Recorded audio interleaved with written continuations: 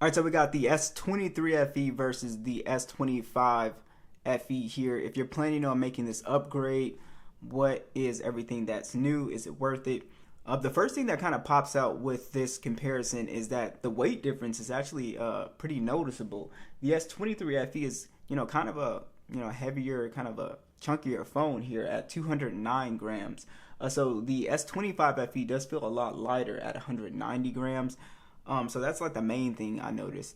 But you pretty much have the same design for the most part. The camera rings are a little bit thicker on the S23 FE. And you have a glossy back on the 23.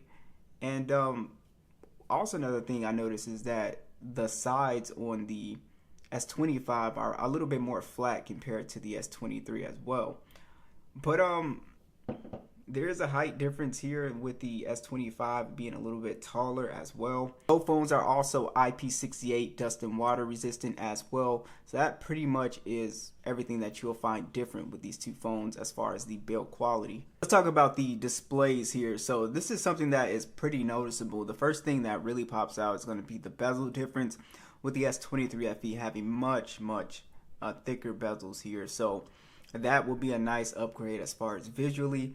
As far as the display goes, you actually do have a much smaller display on the S23 FE here. It is a 6.4 inch dynamic AMOLED display. It's 120 Hz HDR10 plus, 1450 nits peak brightness, and it's a 1080p panel 403 for the PPI. This does have the Gorilla Glass 5. The S25 FE has a bigger 6.7 inch panel. It's dynamic AMOLED. It's 120 Hz as well, HDR10 plus, and it is coming in a little bit brighter here at 1900 nits peak brightness. So it is definitely noticeable outdoors in direct sunlight. But this is also 1080p 385 for the PPI as well. What I found kind of interesting about both displays is they both look pretty similar from this distance, but because the S23 FE has a slightly higher PPI, the icons, when you look up like kind of close, it does look a little bit sharper on the S23 FE, and because it has a smaller display, so it does kind of look a little bit cleaner. So that is one thing that I kind of don't like about the S25 FE, is that I think the PPI needs to be a little bit better. But like I said, at this distance, you really can't tell the difference, but it is something that I have noticed. But besides that, you're getting a pretty nice display upgrade. Overall, the bezels are slimmer. It's brighter outside. And I mean, that's pretty much it. So it's not like a gigantic upgrade with the display, but it is a nice like kind of aesthetic difference. But yeah, it is something I noticed with just looking at the icons if you kind of look closer. Let's talk about the specs a little bit more here. So we have the Snapdragon 8 Gen 1, 128 gigs and 8 gigs of RAM on the S23 FE. I believe you also have the Exynos 2200 model, international, I believe. Now, the S25 FE, it does have the Exynos 2400, 128 gigs and 8 gigs of RAM as well. We can see the single score and multi-core difference. And if we hop into 3D Mark here, we can also see the difference. So we do get a nice jump up with the CPU and overall graphics performance here. We're able to get 1219 on the S23, now 1430. So this is overall a nice jump up, and overall this Exynos processor is a little bit more efficient when it comes to just battery life, and overall the S25 FE doesn't heat up as much. You also get a nice software update pledge commitment with the S25 here with 7 years versus only the 4-year pledge with the S23 FE. I would say both phones are running One UI 7 and they feel pretty similar in terms of performance here. It's not like a gigantic difference. The 8 Gen 1 is still able to do a pretty good job.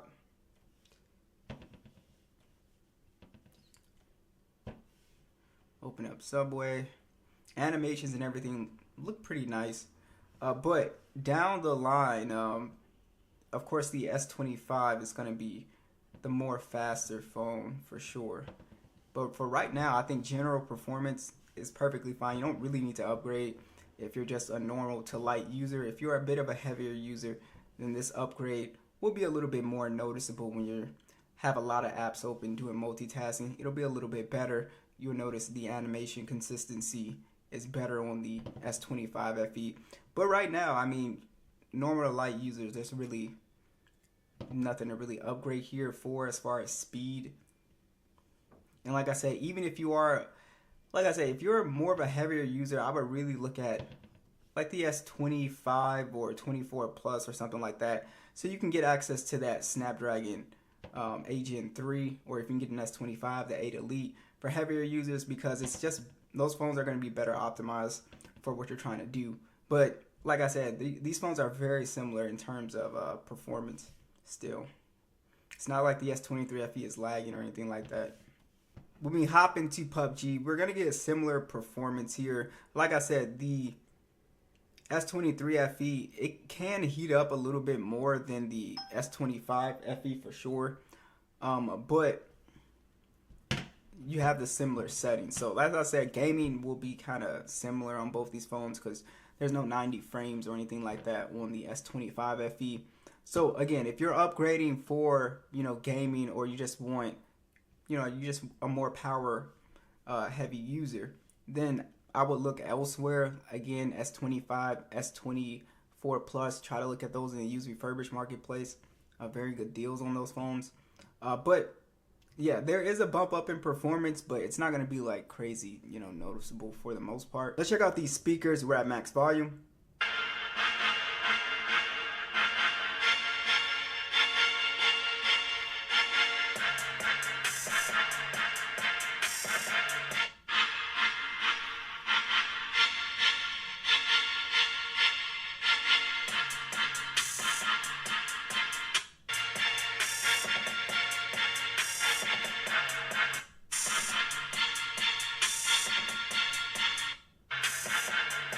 I will say that both speakers do sound extremely similar. Where I see the actual difference is the 808s are a lot clearer on the S25 FE, where you can't really hear them that well. On the S23, you can hear the kicks, but you can't really hear that 808 kind of ring out. But they actually do sound extremely similar. It's not really a major upgrade because the overall volume and stuff is very similar. Like I said, the sound profile is very similar, but you do have an overall balanced and cleaner sound on the S25 FE because you can hear just a little bit more detail in the music. But yeah, so not that big of a deal, but it is there. As far as like the features here, we have our updated Gemini, and of course we do have our Samsung desktop support. The Galaxy AI is gonna be here as well. So we have our call assist and everything. The only thing that we are missing is like the audio eraser. So if you guys can see, audio eraser, now brief, photo ambient wallpaper. And I'm assuming this will be a theme throughout the years. The newer phones will get more of the Galaxy AI stuff and the older ones won't. So, that's just something to watch out for. But for right now, it's nothing really too major. The now brief, and I mean, audio eraser is pretty cool, but some of the stuff is not really necessary. It's got all the essentials still, so that's really good. The fingerprint scanner as well, it has not been changed. It doesn't feel that much faster on the S25. It feels exactly the same, so there's no real upgrade there. So we should notice a difference in camera quality, hopefully. We do have on the S23 FE at 15 megapixel standard, 8 megapixel telephoto, 3x optical, 30x max zoom, and then we also have a 12 megapixel ultra wide. We can shoot in 8K 24, and we have a 10 megapixel selfie that shoots in 4K 60.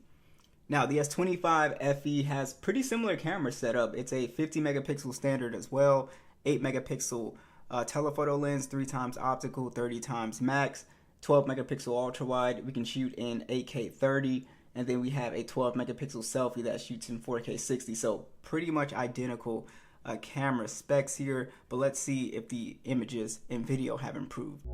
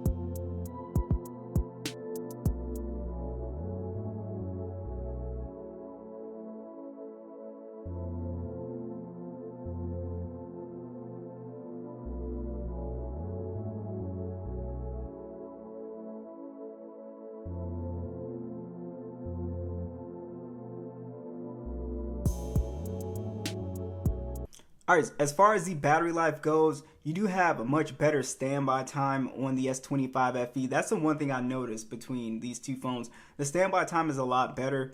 As far as battery life, I could still get a full day out of my S23 FE as a lighter user, but I would say as a heavier user, you are getting improved screen on time on the S25 FE. The chip is just a little bit more efficient than this Agent 1 or Exynos 2200. So that is a good thing here. But they both have pretty similar battery specs. You do have a 4500 milliamp hour battery, so slightly smaller battery. And then you also have a slightly bigger battery, 4900 on the S25 FE. So I know it's not a big jump, but you do get a little bit more battery. And then you have 45 watts versus the 25 watts, which is actually a little bit noticeable in charging speeds. Also, the wireless charging speeds have been improved from 15 watts on the S23 to 25 watts on the S25. Both phones still have reverse wireless charging. So is this a good upgrade? I would say if you weren't impressed with like the camera quality, then I would say don't upgrade actually. Because for most people, you're going to be a normal to, a light to normal user. You really don't need to upgrade yet, unless you're going to upgrade to something significantly more powerful, like or better optimized, like a S24 Plus, S25. But these two phones, I don't think there's just enough to justify an upgrade in my opinion. Again, if the cameras didn't, if you didn't see significant difference with that. But be sure to let me know what you guys think. Are you thinking about upgrading if you have an S23 FE? Be sure to let me know.